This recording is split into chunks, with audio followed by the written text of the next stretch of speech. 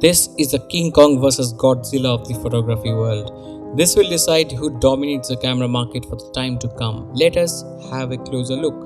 Look, this contest is very important because this is going to set the tone for cameras to come in the next few years, especially for Canon and Nikon, not so much for Sony. You see, Sony have been building their tech incrementally over a period of time, and their previous cameras are almost like tech demonstrators before the A1 hit the market with a bang. Sony has been perfecting all that tech and the best of everything like stacked sensors, fast autofocus, great video capabilities. All of that was put together nicely as a final package in the Alpha 1. But Sony left out one thing, something very crucial for many photographers, a unibody design. Although Alpha 1 is in line with Sony's compact design philosophy, there's a specific market for the large pro bodies that Canon and Nikon have been catering to for a long time now. But the professional mirrorless world still lacks an all-weather unibody camera like the 1DXs and the D6. And that's exactly what Nikon plans to do with the Z9, a unibody do-it-all flagship. See, Nikon's approach has been different. Nikon typically launches the Tsar Bomba first and makes affordable versions out of it. You know, the D5, D850, D500. So the Z9 will be like the D5 or the D6. The next gen of Nikon mirrorless will flow out of the Z9, which is why, unlike the A1, the Z9 is very big news not only for the flagship buyers but also for the entry level to mid-range buyers. On the other hand, Canon took a middle path. Within 2 years of getting into mirrorless, Canon brought out a big gun, the R5. Suddenly, Canon was challenging Sony despite the overheating issues. And some would say the R5 is a more logical purchase than the Alpha 1. That probably can be seen in Canon's rapid gain in share of the ILC mirrorless market, most of which has likely come from Sony, which lost 6% market share in interchangeable lens mirrorless market. Anyway, when Nikon announced a flagship, how could Canon not do anything? And 8 months into 2021, we know that the R3 is likely to come out earlier than the Z9. Okay, now let's get into the meat of the fight. Note that these are very different bodies. The Sony is a high 50 megapixel compact body design with excellent 4K and very good and practical 8K. The Alpha 1 will do 10 frames a second in mechanical shutter with lossless RAW with autofocus and 30 frames a second in electronic shutter with a compromise. Note that current full frame Sony cameras do not go above 10 fps in mechanical shutter, but at this flagship level the 1DX Mark III can do 20 fps with live view and 16 fps through the viewfinder in mechanical shutter. Why slower through the viewfinder? Well, because the mirror has to flap up and down and that slows the process. The Nikon D6 does 14 fps too, but I guess we're a generation away from the global shutters anyway, so that doesn't matter. The A1 does output lossy RAW at 30 frames per second, but you can't get that high speed performance with third-party lenses. What's great about the A1 is its highest flash sync speed. It's 1/400th of a second for full frame mode, and in crop mode it goes up to 1/500th of a second, meaning you won't have to use high speed sync up to that shutter speed. The even more exciting feature is to be able to use flash with electronic shutter. Also remember, Sony's redesigned and smarter hot shoe can be used for high-end audio devices and can power the device through the hot shoe itself. That's incredible. The Canon R3 is also likely to have this feature.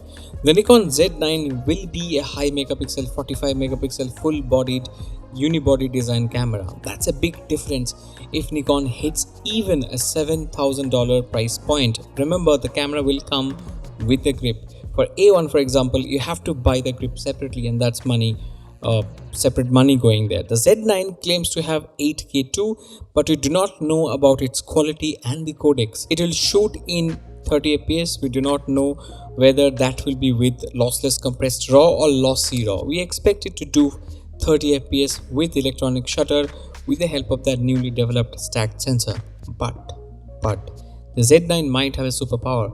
Rumors suggest that the Z9 might be able to increase shooting speed if a lower resolution is chosen. To explain, imagine you are okay with 20 megapixels but you would like to use the zoom by cropping the sensor, right? In that case, the Z9 might be able to shoot at 60 frames per second because the camera is now using the crop mode. Rumors suggest that this variable shooting speed can go up to 120 frames per second or even a crazy 160 frames per second. That's insane.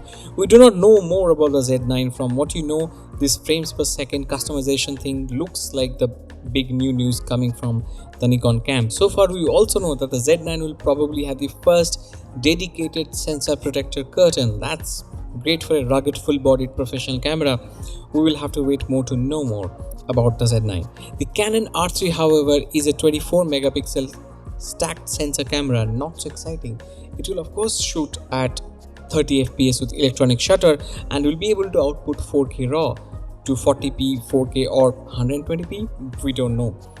Will it overheat again? Well, we don't know. But since the R3 will have a bigger body and will read the data of a stacked sensor, which is also smaller than R5 in terms of resolution, it is likely that the R3 will be able to manage heat much better. What stands out about the R3 is the eye tracking autofocus, meaning the camera will track your eyeball and know where you are trying to focus, where you are trying to look. We don't know how practical this will be, but as it is, Canon has the best subject detection AI right now when it comes to wildlife and birding. That's all very good, but who are they targeting? I think the Sony A1 offers a single camera solution to people who have both the A9 II and the A7 R4. Now they can have this one new body to do everything. The A1 also directly targets the 1DX and the D5 and the D6 shooters. Much like the Sony, Canon's R3 readies its own flagship customer base to upgrade to a mirrorless 1DX, which is practically what the R3 is. I think Nikon's target is, however, very different. I think Nikon wants to protect its turf. With the Z9, Nikon wants to keep that sizable base of D4S, D5, D6 users and give them a Nikon mirrorless Pro body. At the same time, Nikon is signaling the rest of the Nikon base buyers that the Z mount is the right choice because the future looks great. Because much of that market is expecting a Z8, a Z70 or a Z90 to come out with the Z9 technology. If some of that Z9 software advancements trickle down to the Z6 II and the Z7 II, and it should, those two cameras will see a sudden spike in sales as well. So what's the future? We can get a sense of the future if you put the A1, the R3 and the Z9 side by side, and there are a few things that will matter. The first thing is the processors. The biggest thing here is the processor. To keep it simple, let's look at what each one will use. The Sony Alpha 1 uses 2 units of its Bion's XR or 10R processor. And with that, Sony A1 does a great job of handling 8K and it doesn't significantly overheat. The Canon R3 will use the same Digic X processor and we know that it's great for a 20 megapixel body. We have seen that with the 1DX Mark III and the R6. We have seen it work with 8K and with a 45 megapixel sensor in the R5 too, but it can't manage the heat very well. I think Canon will need a better processor in order to handle high megapixel without hiccup. This particular processor may not be that efficient, especially when it comes to high resolution videos or making videos out of a high megapixel sensor. What about the Z9? Nikon spoke about support for 8K when they first spoke about the Z9. Does it mean it will have 8K on Atomos Ninja V+?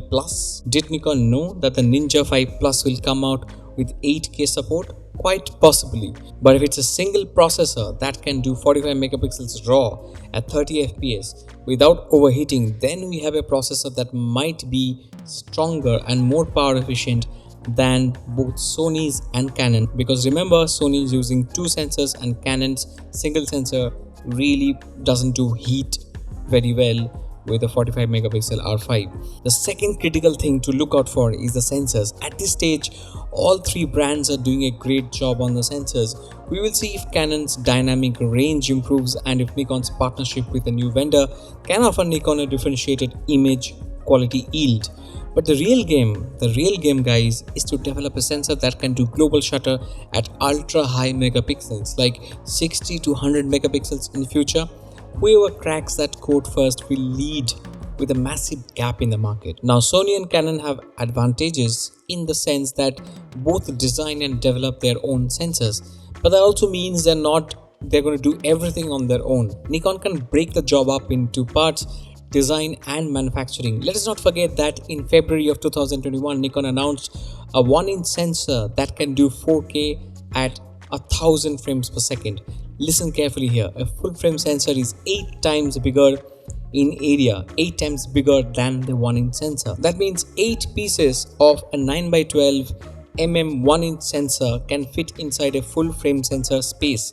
Therefore, if Nikon uses that same technology to develop a full frame sensor, the new sensor can potentially do 125 frames per second for a 64 megapixel sensor. Now, if you go conservative on it, that tech should be able to handle at least 60 fps with a 64 megapixel sensor. But can the processor manage all that data and the card store all that data fast enough? Going forward, we will have to look at these cameras and the kind of technologies they developed more closely to understand, to get a sense of where these companies might be going, to see which one is going to come out as a winner. But these are stories for another time. Do subscribe if this was entertaining or useful. See you.